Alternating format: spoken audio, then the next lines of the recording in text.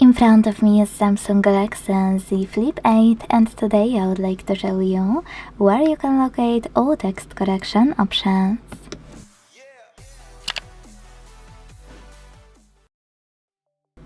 Start by opening Settings and scrolling down to access General Management. Now select Samsung Keyboard Settings, and when you're ready, manage all of those options under Smart Typing however you want to, by clicking on the switches next to the chosen ones, or tapping on chosen ones and using switches within.